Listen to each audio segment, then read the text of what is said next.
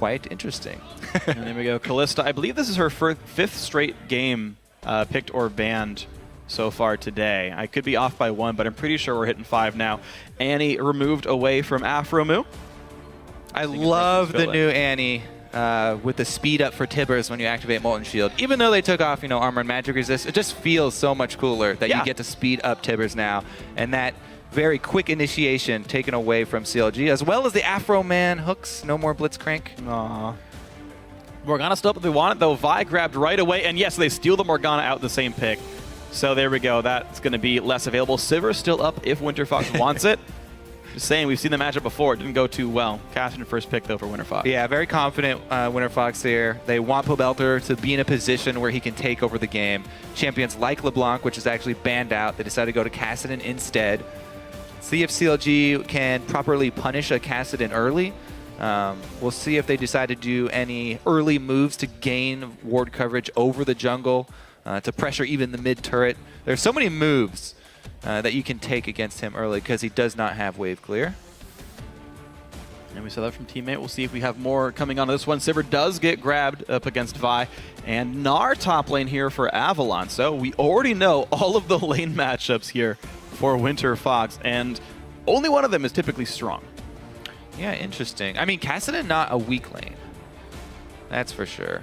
We'll see what Link decides to run into him, because they were very well aware that they're giving away this Kassadin, leaving it up for the first pick. And CLG being on that red side do have the guaranteed counter picks. Now they've got guaranteed counter picks for every single lane, as you pointed out. So it should all be up to the coach here. He cannot complain to anyone. He gets to literally counter pick every single lane. Pretty much whatever he wants. Nidalee gets grabbed up there.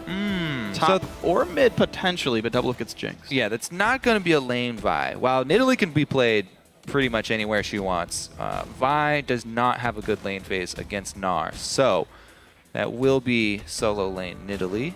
And Morgana, still possibility of being that top lane or mid lane Morgana. True. But probably the support, I believe, she'll be relegated to. Depends if they get a matchup they really like here. Cassian is good at last hitting under turret, which is, I guess, what you're talking about, his laning not being too bad. But yeah, and when he's versus someone who's a mage, it's a lot easier for him to work around using the shield and, of course, his passive. But the thing is, Nidalee can get a lot of auto attacks off on you early on in the lane phase. So even that Nidalee matching up should be able to take some amount of control for the early stages before he gets to jump. Oh, absolutely. I think it's pretty healthy as a matchup for Link. He won't get pushed in very easily. Of course, the early Cougar form as well, letting him get away from the Jarvan ganks, and it's not like Kassadin has good gank follow-up anyway. So the full lineup is here. The Janna to help keep the back line alive, but largely this team is only going in from Winterfox. Yeah. I mean, again, though, it's another Vi here from Smithy. Into Kassadin, it can be a good pick into Kassadin. If you've got the follow-up damage, I mean, Vi is always a good match with Nidalee, because Nidalee's spear hitting is guaranteed by the Vi ultimate, and it's a huge amount of burst if you have the confidence to jump in with Nidalee for the takedown as well. So the 2v2 with Vi and Nidalee is actually really strong when you do hit that level 6. But Vi going into Sivir is definitely not the ideal AD carry to assassinate. So we may see Smithy actually going for the AP carry, or even the jungle Helios. And the question is, how well can it get peeled out? Of course, Black Shield does exist, meaning the divers can stay there against Janna. I don't love Morgana against Janna in a lane matchup. I feel like the just AD shield is really strong, but team fight-wise, Black Shield's freaking great, and you can't pop it. Pobelter has to focus the Black Shield to allow Glebe to ult out. He's the only guy who can do anything about this, so that coordination between mid and support will matter from Winterfox. CLG, though, a lot of different things they can do here, right? They've got the range as well as the hard engage. Yeah, they've got a well-rounded comp right now, actually. So we already mentioned the Vi plus Nidalee towards mid lane. They can have a really strong siege, just because bindings and spears coming out, always really hard to dodge under turrets. But they can also take those turrets very quickly, because they also have Jinx. So it's going to be interesting to see. Team fights will be a fun thing to watch. The siege is, of course, likely to be very good for CLG. But we're going to be checking in during the game to see who you think is going to have the momentum. So keep tweeting at LOL Esports. Use the hashtag WFXWin or CLGWin. And we will continue to update the fan vote throughout the game. Winterfox looking largely for team fights. They have a little bit of individual playmaking.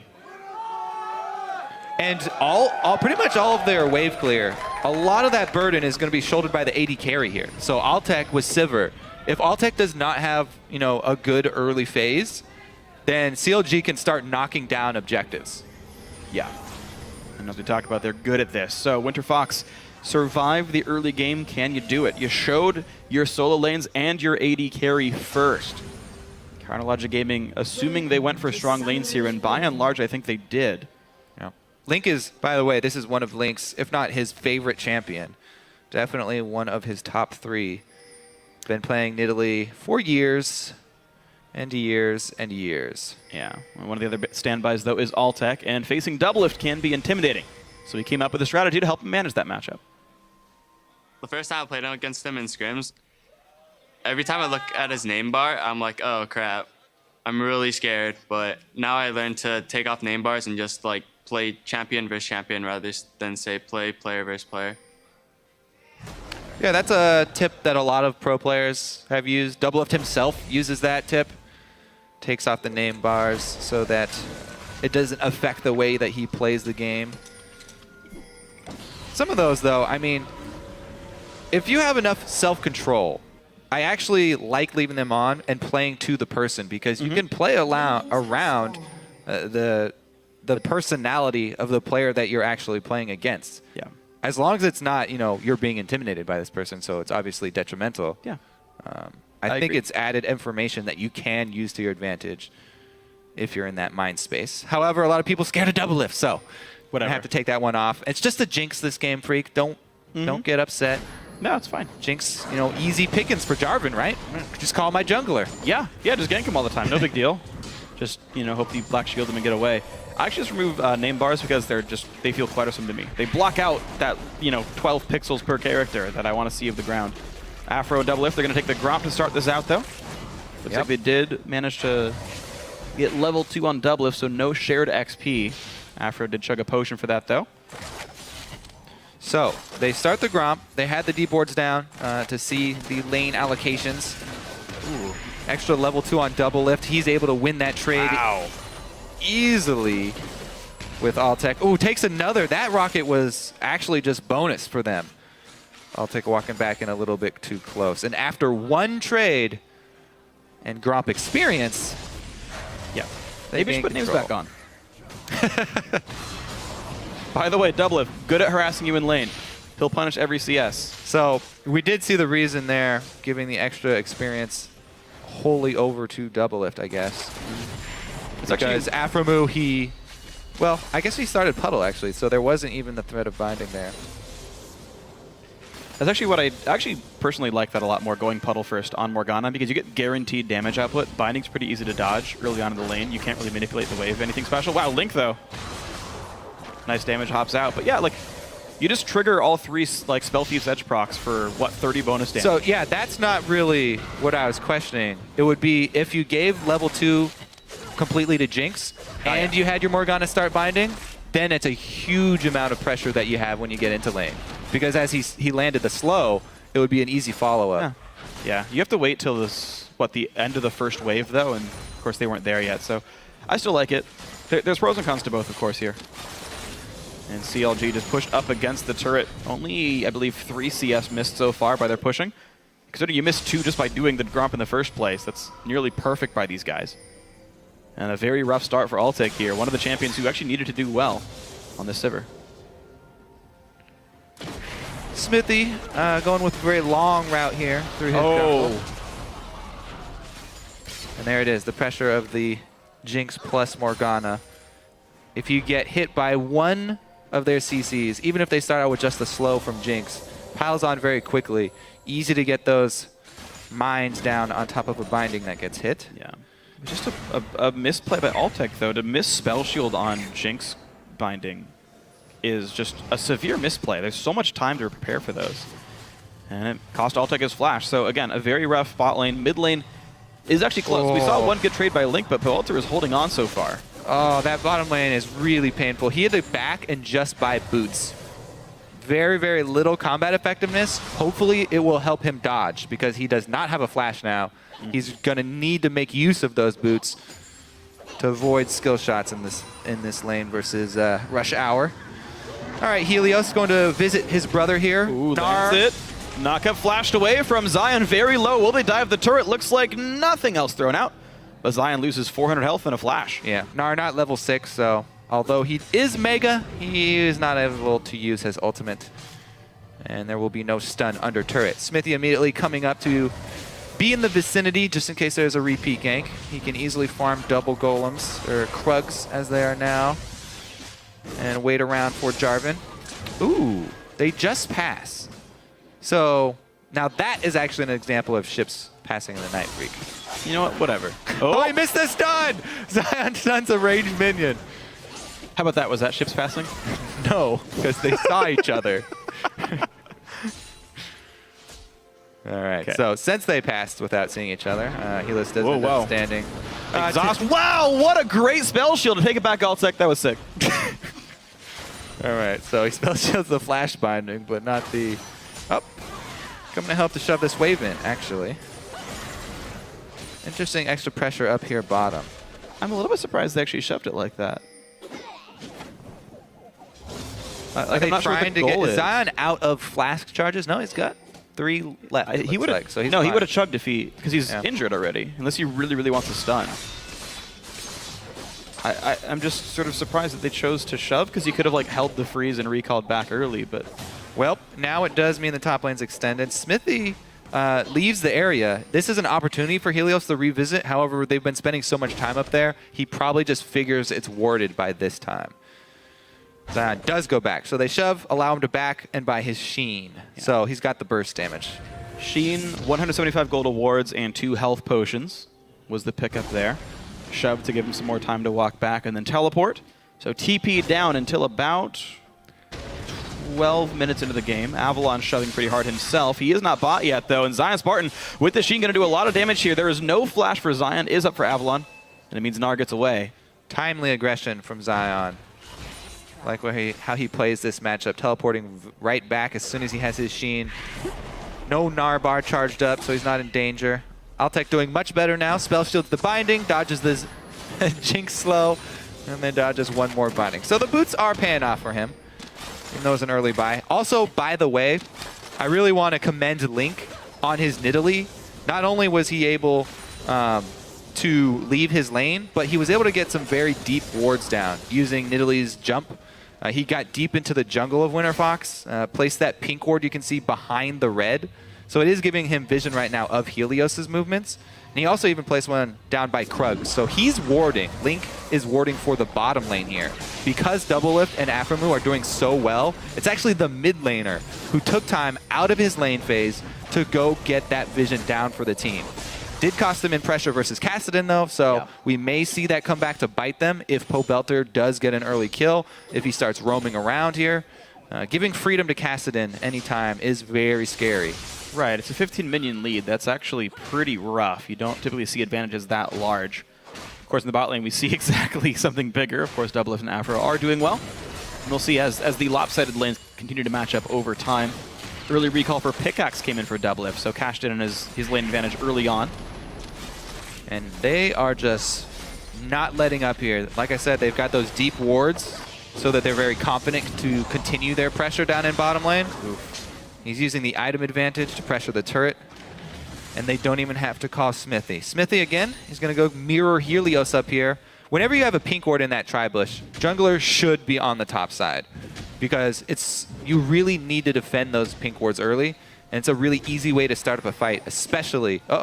This is a good counter gank here. Let's see how Helios can actually use the bush. All right, here we go. It's going to be the brother fight in the top lane. Smithy takes a bunch of damage. They trade back on towards Helios. Everyone losing so much health. First blood comes in for Zion Spartan. Avalon trades back. So that should have gone much better for Winterfox since they had the brush advantage and CLG were unaware. CLG still hit their skill shots while Winterfox missed theirs. So able to get the first blood before the return kill is actually picked up. That could have gone much better for Winterfox. Yeah, now both top laners have red buffs, so that's going to be all kinds of fun. Still no flash for Zion, though. Has to be a little bit wary of a slow chain.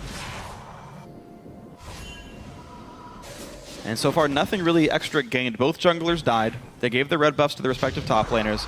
These guys still duking it out. No other map pressure really gained here. CLG otherwise, though, up 1,000 gold roughly from the laning phase. Yeah.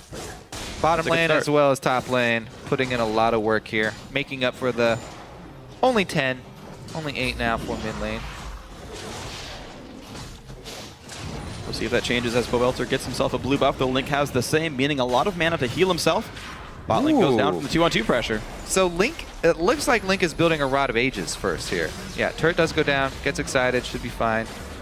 But yeah, Link going with the Rod of Ages, interesting build here for Nidalee. Maybe he will be jumping in a bit more with the extra health that that will provide. Dragon, though, seeded over. So much bottom lane control. Fairly hard to collapse here for Winterfox, especially since they didn't have much vision. Helios finds that he's been had. Yep, there's the ward. Can he kill it in time? I think the answer is yes. Zion Spartan, though, gets a stun on Avalon. Again, he has red buff here and has a matching flash, but can Avalon kite him? No. So every time we pan up here, we pan up at the exact time that Avalon has just run out of his Gnar.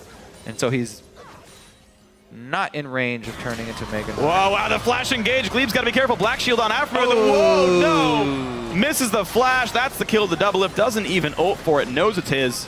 So we've seen a couple of fail flashes just today at that exact wall. Both that one as well as the mirror on top side. It's very hard to get over. You have to get it right up against the wall. But this one does end up costing Glebe his life as well as his summoner spell. And CLG take the opportunity for their mid lane to actually roam top instead. So Avalon under more pressure. Link is on the way. If that spear hits. Oh, Avalon misses the Gnar. Great jump away by Zion. Spartan picks up the kill. Good execute by Link. Yep. Takedown still connects, even though the flash away. Double lift. Fire the rocket as soon as the skirmish started. Too far away for it to get there in time. Again, Link leaves lane. Pobelter gets a little bit more CS on Cassinan, and his rod is done. Nice little bind, Pobelter. Oh my God, the damage output. Nice little bind, huh? That's how it always jeez. How long till he starts pulling Morgana bans in this game? Winterfox does manage to push back the bot lane. He pulled a Blitz ban. Yeah, hey, I want to see the Morg bans too. Zion Spartan knocked up. Still the pressure is on. He's heavily aggressive. Alphamu comes in. Nice spell shield by Altec, but Helios got to be a bit careful. So low on health, picked up by Zion. Zion, beautiful play. He waits for Jarvan to hit him to get lower health, then he can stun. Doesn't use it early for the slow. They pick up the kill onto Helios. CLG, massive, massive commitment to the bottom side. See if they follow through with this one. It looks like 2 recalls already. They will not shove for the turret. So CLG playing awesome. Zion Spartan in his 3rd different champion in 3 games, this time on a split push or solo carry. And I know over the last year, Aurelia started maxing their E first for the longer duration stuns. What I'm not used to is maxing Q second. Normally, I think you max Q10 style second for the true damage to sustain. He's just getting more burst. This will help him one-shot casters to set up stuns in the back line, and also just lower cooldown dashes for team fights. It's just, maybe that's the new standard. I just haven't seen it before. Well, definitely working out for him. Zion's been performing on all 3 of those different champions that he has played. Seems really to be thriving in the new environment on CLG. These guys meshing really well. Smithy also coming back to professional play that quickly. Really surprising a lot of people in the jungle. He's already one of the top performers.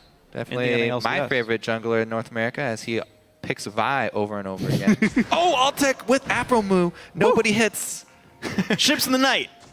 Damn it, they saw each other again. Yeah, they have lights on. All right, they're going to head mid lane here and try and take advantage of the poke. Woo! He's going to need to heal. So, yeah, Link with the Rod first build here. I mean, similar stacking mechanic to Tyr, but it is going to give him extra health, extra confidence to jump in when he does hit one of those spears for a takedown. Whoop. Immediate turn to cat form after he throws spears as well, by the way. Wow. Always looking to capitalize. Every time CLG goes up for a turret, someone's flanking around the backside to see if they're defending. Winterfox does back out safely, though. They have Black Shield, so WF should be fine, just walking away. Did you see how CLG were... Uh-oh. Yeah. Avalon going to take a decent amount of harass. Oh, man, he's here. going for it! He's got flash! Zion! Has Careful! to use it defensively. Afremu does go down, though. Nice spell shield by Ulti, but here comes the Ulti. Pupelter flashes away, but the kills might come in regardless. Get excited. Time's out. The shield and the flash in by Smithy. Now Glebe is in a really bad spot.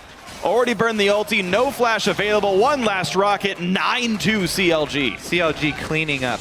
Remember to start that entire sequence off. It was CLG first to group. All right, Helios though gonna have a hard time getting out of his own he jungle. stayed for the Gromp. I He's don't tough. know why. Smites the camp away, heals himself, but that's an ace now for Counterlogic Gaming. That was the quickest ace that I have seen in quite a split? while. Yeah. CLG, so remember how they started that out. CLG grouped first. They pressured mid with everybody. Zion was actually halfway through the jungle. Then they killed the turret, immediately disperse. Winterfox are 2 steps behind them. As CLG are already dispersing and retreating, then they start to group mid, and actually they're the ones who have to split. And they get caught out. Really good move there from CLG, capitalizing on Jinx reset potential. Kill after kill, and Glebe just got too close trying to save his teammate. Man, so pretty darn good game from Counterlogic Gaming. Already up 8,000 gold 16 minutes in. A gigantic lead for these guys. Dragon in 15 seconds. So far, they've really not let Winterfox do almost anything. All right, so let's take a look at how it started off. Just basically Kassadin being Kassadin. He jumps in. Here comes Smithy for the answer. As we saw, they were trying to time that double ultimates there. Good effort, but didn't go through. They ended up getting a kill anyway. By the way, Smithy went with the Q and then flash. You get more range that way, just a little bit less surprise factor. But Kassadin had just used his jump, so no big deal there. Narcos left Zion Spartan in the top lane they with just 3 had Jarvan guys. up there, yeah. Yeah, but Glebe was up there as well, so these guys might just go for top lane outer turret as payment for this Dragon. That is the case indeed. Top outer goes down. Dragon traded. Smithy, pretty easy pickup. Link, though, in bottom jungle. Counterlogic Gaming just putting so much emphasis on the bottom side of the map now, knowing there's nothing going on elsewhere.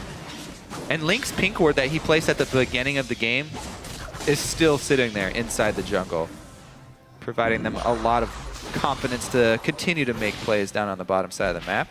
Everybody going to swing down here for CLG, though. Zion Spartan has his teleport, so he'll just clean the top wave while they pressure. Now, CLG would like to disengage if Winterfox decide to create something here. They need to buy time for the teleport to complete.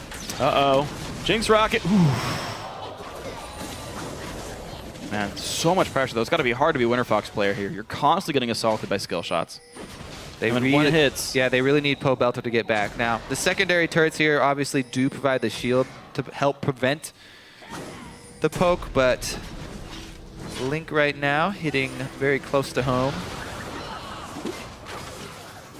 Ward's getting cleared. Smithy threatens. CLG's got to be fairly careful now. Kassadin has returned from the fountain. Really, all they want to do is buy time for their split push Zion to actually gain ground. He's almost at the turret. You can see they're playing defensively. They immediately retreat into this jungle that they have fully warded. So this is Winterfox territory, but it has all vision for CLG. So they can easily retreat into that jungle. And it's scary for Winterfox to chase them because they don't know what angle Zion will come at them from. Yeah, well, he's finally visible in the top lane. He's 1v1 up against Avalon at the top lane tier 2 turret. So life still difficult for this Winterfox crew, though Irelia sieging a turret in front of an enemy champion, not likely to be successful. So what is CLG going to actually do? Smithy caught out. Thankfully for him, no knockups land and interrupt the queue.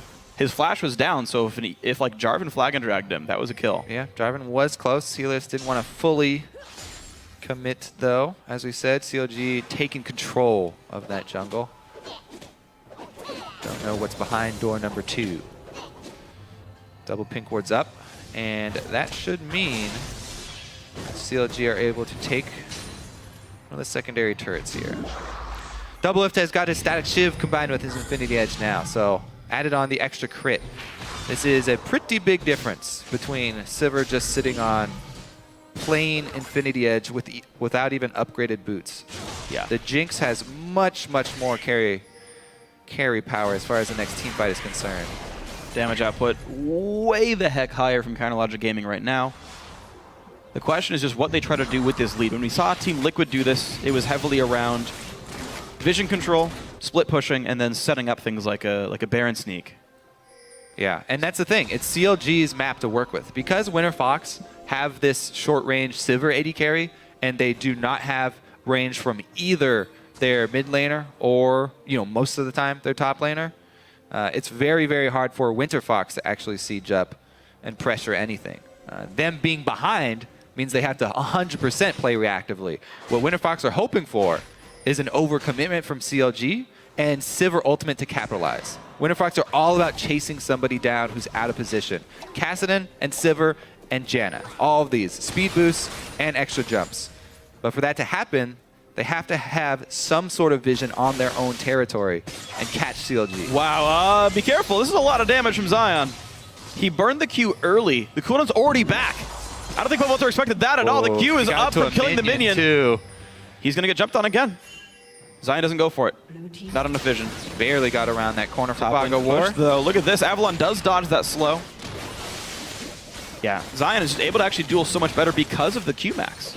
Second game that we've seen. Huge. Oh, here it goes. There's the Sivir ultimate. And the binding. Afro stuffs him. And forces a flash away from someone all the same. Smithy and Afro running away. In comes Gnar. Two-man ulti. Afro ults, Black Shields himself, I should say. But Avalon forced to run. His team wasn't there. Alone. So, three-man Gnar ultis. Really scary, right? But no follow-up. So disconnect here between the teams. And this is the team, Avalon. Basically, this team mostly communicates in Korean. Okay, this is going to be another Bush attempt. Very dangerous to go chase it, but that ward saves the life of Altek as he does not go to face Baron. Should be an easy Baron here for CLG then. As we said, Jinx extremely strong right now, and that's a pretty easy neutral objective to take. And down goes Baron Nashor, 22 minutes in. Uh-oh! Winterfox checking a bit late. Helios jumps the wall, still going to drop. I don't know why they limp in when it's been gone for that long, but another kill for Counterlogic Gaming. Helios honestly making some very strange choices this game. Zion Spartan flashes! He wants Pobelter. There's the Riftwalk away. A lot of damage in. Zion! Oh, man! Very nice cleanup there from Link. Now, notice what Zion did, by the way. Activate your W so that you can Q to that ranged minion immediately for the extra range, and that will immediately kill it as well for the reset. Look at the advantage. This is the second game in a row. Huge bully as far as one of the team's AD carries are concerned. And just off of this bottom lane control, CLJ a massive amount of control in the entire game just because the bottom lane's so strong. Well, they're going to try right here, though. 5v4. Gnar, it's a couple of people, and the turret's gone, though. So in comes the fight. Helios very low, but he will get away. Smithy forced to run out. Binding hits Altek again, and Pobelter picks up a kill onto Smithy. Now Doublelift running away. Avalon lands a stun. Can they kill Jinx? Yes! Pobelter starting the cleanup crew. Avalon is alive somehow. Zion Spartan dives in, but Helios saves his life, making him a shin guard. And now Winterfox. 3-0. All right, overextension there from CLG. The door's open for Winterfox. They can let a little bit of hope in. However, inhibitor turret down. That was the main objective here for CLG. Those things incredibly hard to crack. Let's see if Winterfox can actually gain that dragon. Looks like Helios headed over towards. Very dangerous, though. All right, so Gnar ultimate does stun one. Two got shoved over. Smithy starts off the really deep dive, going for Helios there, but nobody wanted to follow it up. Then, again, we already talked about the chase of this Winterfox team. Kassadin plus Janna plus Sivir. Even though the Sivir ultimate ran out, Pobelter with 2 re-engages on Kassadin, able to pick up a couple kills. And it looks like they grabbed that dragon, even though it was dangerous. Wow. They went for it, and CLG seemed to be just chucking gold at Winterfox. Oh, man. Over-aggression by Link. The Black Shield finally wears out when a knockout from Glebe. Oh, Jinx ult. It hit him. And it did, and it put him in combat, so his mobility boots were set to in combat, very slow speed for a couple of seconds, and he decided to wait on Fountain for a while. No. Ping down here onto Smithy. Can they pull off another pick? This can easily change the more. Okay, so he's going to back out.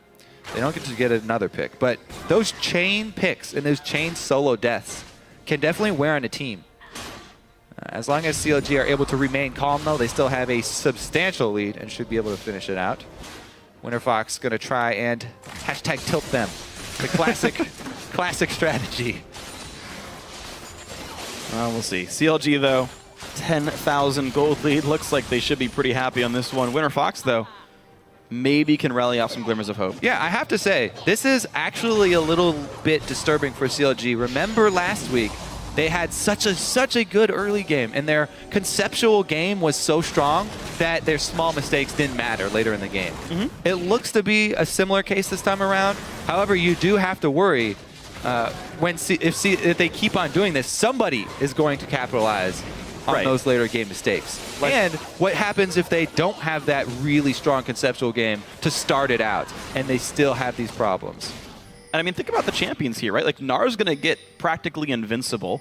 Kassadin's still scaling up, only at 2 big items, by the way, so far. There's a lot of room to grow for Winterfox if they can stall this out, if CLG does fail to close it. It'll be a long, long time here for Winterfox to stall out, but you talked about what if CLG got hope. Yeah. starts being worrisome. And this is just, all we're looking at right now. Blue Elixir for Nidalee. Baron comes up in about 3 minutes. Maybe that's the next step for CLG. They're very far away from Dragon 5. So definitely control over that side of the map should be the next step. And they've definitely done that. If they just clean this entire blue side of wards, bindings and spears.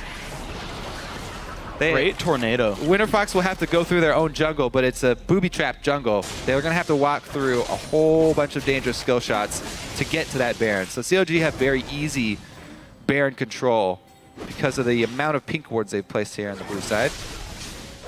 And Helios loses a third of his health. If they can get this inhibitor first, then that will make it that much easier. And here's the attempt. Jinx going to be the primary lifting here. Zion lands a slow, whatever. Binding dodged. Spear still trying. Inhibs do slowly regenerate, but CLG are making progress, especially on the health bars of Winterfox. They're going to back out even farther here. The persistent poke working very well. Altec doing his best to wave clear. Remember we mentioned the poor wave clear here from Winterfox. It's pretty much all up to Altec. Hold on, though. Smithy forced a flash out of this one. Black Shield is on as well. Winterfox Avalon does have Mega Gnar right about now. In comes the Narvin combo. Massive stun. Double lift goes down. Aphromoo in the front lines. 2 kills picked up for Altec. 1 traded back from Link. Zion Spartan chase in the back line. 2 more revenge kills. 3 dead from Winterfox, but Smithy is already gone. Link and Zion are trying, and it's gonna be enough. Avalon forced to turn tail and run. Link, Javelin. But it still opens up the base. These guys can take the inhibitor down and more. There's the ace from Link. 15 seconds on the respawns. Will CLG pick up anything more? It looks like they should probably just be content with what they just achieved. I mean, that was a glimpse into what Winterfox could do with this composition if they weren't so far behind. The chase was exactly what we expected. Great Narvin combination that they were able to pull off. However, Link and Zion turning it around at the very end there. Let's take another look here. So Smithy gets caught out to start this one off. See who actually goes in to finish him off. Is it Pobelter who dives really deep? Helios for the Cataclysm. Avalon jumps right in at the perfect time. He's the one who catches Smithy in the Gnar ultimate. And then Altec can finish him off. Back here, Pobelter gets destroyed by the double solos. And this is the really nice turn here because they go around the corner, set it up with the stun here from Zion for an easy spear. And man, the burst from Nidalee, if that spear hits, very easy for the takedown to eliminate their AD carry. Catching Altec was big. And of course, Pobelter dying very early on. Interestingly, we typically see Kassadin's get an early Zhonya's Hourglass. I was just thinking his Zhonya's. Yeah, but it's Deathcap Void Staff. Not there. For what it's worth, though, if we're going to think about this build, I think it makes sense when you're behind because you need burst to get something to happen and you say, well, if I get caught, we were going to probably lose anyway. So I do respect the lack of Zhonya's build. Afro, though, a bit caught out. Baron got picked up, though, which means Winterfox runs away. They see Zion get him to half HP. Winterfox are getting some progress in the health bars. The problem is, Avalon now into Mega Gnar, 18 seconds till he turns back. Problem is they've lost position on mid lane. They're going to get shoved down, and that's a baroned up team. This mid is dead. There is no way that they can actually come close. Bindings and Spears will fend them off from the side. Jeez. And that should be an eliminated turret. Giant heals from Link means Afro's back to full HP. Middle inhibitor going to go down right away as well. The recall's just now complete by Winterfox, and CLG, they're not done. They're looking at Nexus turrets right now, but the wave clear, of course, does exist. But here comes the auto attacks. Turret number 1 going to be going down. This could be the game-ending push. Altec down to half. Avalon Mininar for quite some time, but the minion wave is gone, and back goes CLG. Link does have mana, but Belter does not have health. Wave number 2 coming in from the top lane. Super minions, again, buffed up with the Baron as well, means they will die incredibly slowly. Here's the next attempt. Avalon caught out by Bindings. He goes down. Belter on the side pushes back Smithy, but the turret gonna be attacked. Bo Belter drops 2 for nothing. In comes the dive to the back line, but Jarvan can't do much of anything. Glebe knocks 1 back in, make that, yeah, just the 1 guy actually. 3 versus 1 death, and now the push in for the Nexus. This is gonna be the game ended 31 minutes in. CLG with a fast one. Control nearly from start to finish. Whew, yeah, dominating performance, especially by the bottom lane here of Counter Logic Gaming. Oh yeah. Double with an Afro Moon, once again proving themselves to be a giant threat. Zion as well, strong performance up top. Link on his Nidalee is one of his favorite champions. 9-1 and 7, like absolutely incredible scoreline. Up against Pobelter, many players coming into this would have thought that Pobelter's the better mid laner. The lane was close, Pobelter was ahead in CS, but Link, obviously a great individual performance all said. All of CLG, I would say, playing a very good game as well. And that's the key. We've said so many times, it's not just the bottom lane anymore. All of CLG very strong in their individual roles. And Winterfox, some definite room for improvement, but it was just because they got behind so much early, I believe. They showed in the end some good execution of their combo. Yeah. Lane phase, though. A little bit of work to be done. Too many good plays by CLG, too many slight missteps by Winterfox. You talk about the top lane counter gank, should have been free because of the brush advantage. Missed skill shots, darn, that's too bad. Bot lane, just Altec getting chunked, not respecting Zap whatsoever, missing spell shields, losing his flash because of it. So many just individual, just the one-time misplays. Sets your lane back, makes your life more difficult, and enough those accrue, CLG stays ahead. Yeah. So really, you know, pretty clean execution except for a couple little over